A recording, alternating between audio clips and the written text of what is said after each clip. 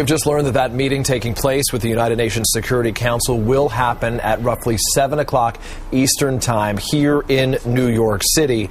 And now joining us by phone is Regina Durgam. She is a reporter with the Al Hayed newspaper. It is an Arab newspaper based out of London. She is also an MSNBC analyst.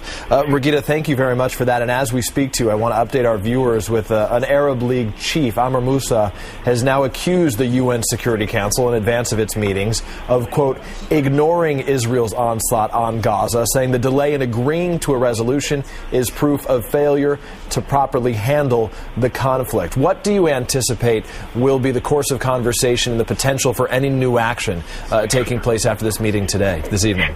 In the last few days, they have tried at the Security Council to reach an agreement, a consensus on how to move forward. They only were able to agree to a statement, and there is a draft resolution on the table that has not met everybody's consent.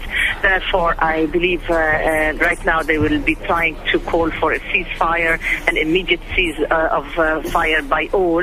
That's what they want to do to control the situation on the ground, but I think there is a big difference between some Arab delegations and some Western delegations, because the Arab delegations would want a ceasefire resolution now, immediately, whereas some Western delegations, including France, who heads the Security Council, would like to have an agreement between the parties on the ground and then come to the Security Council with a resolution. The situation now is changing, obviously, because of the ground invasion, and I think all will move as swiftly as possible to see how can they get both Hamas and Israel out of this hole they both have dug themselves into by going as far as they have. Regina, what country, perhaps, what member of that UN Security Council holds the card that could change the way this goes right now? The United States has clearly laid its cards on the table and said that it says that Israel should be able to continue this effort to essentially destroy Hamas's infrastructure, its ability to launch rockets.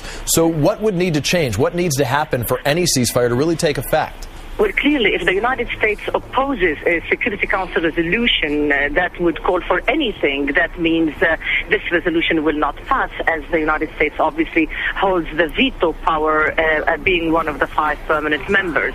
Therefore, if the United States does not come on board, and if it's actively opposing anything from the Security Council, this draft resolution, whatever it is, will not pass.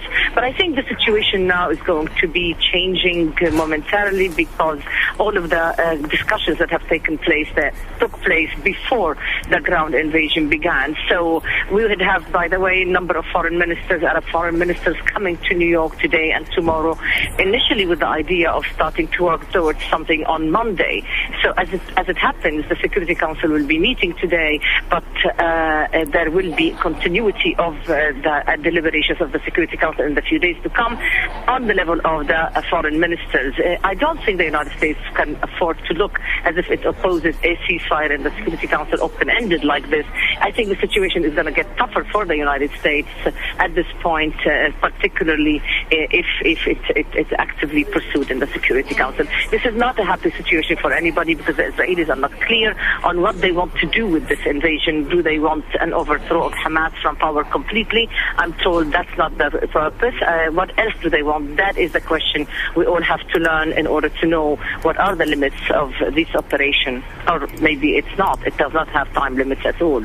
It's now important to note that it is approaching midnight on the ground inside Gaza, where Israeli forces have moved in. Just about 3+ hours ago, they initiated this ground offensive in the Gaza Strip. It followed an 8-day air campaign against Hamas, where they were firing rockets. Hamas was into the Jewish state, and the retaliation, according to Israel, was this air assault and now this ground invasion in that area. And Regina, perhaps finally, can you give us a better sense of what the international reaction is from Arab populations, from Britain to the Arab world itself? Look, there is a great opposition to the excessive use of power by Israel against civilians and what is called collateral damage, with the civilians in huge numbers paying the price. But there is also quite a division amongst Arabs in as far as why did Hamas escalate and therefore it contributed to this terrible situation the Palestinians are in.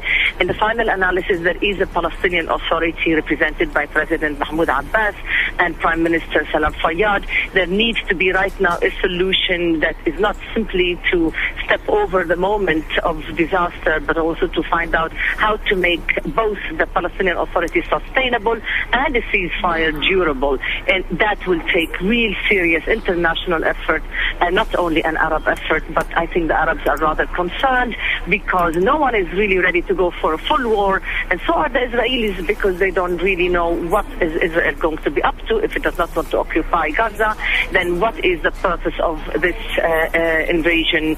Is it for a few days? Is it for a few hours? And what will make it successful or not? And in the final analysis, they both are going to need to pull out militarily, because there is no military solution in as far as the Palestinian-Israeli question. Therefore, I would think there will have to be a political move, international, regional, and that's what we're going to see a lot of in the next few days, besides the priority of ceasing fire. Regina Durgam is a reporter with the Al Hayed newspaper. She is joining us now, also an MSNBC analyst, helping give us some perspective on what's taking place with the United Nations Security Council scheduled to hold a meeting at 7 p.m. tonight to address this crisis in Gaza. Regina, thank you very much.